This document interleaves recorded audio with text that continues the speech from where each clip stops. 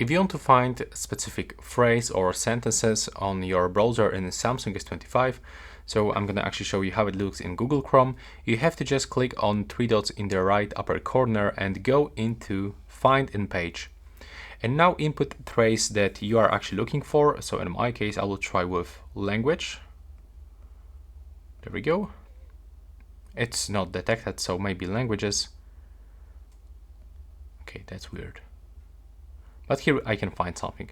And here you can find your search result.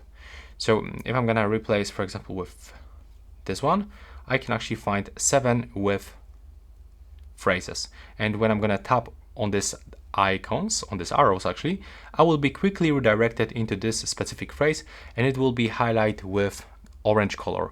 So this is the main phrase that we are looking right now, but the other phrases that we are not focused are in the yellow color. And here we can also find this bar with the navigation where they actually. So that's how it actually looks. If you want to close it, tap just right here.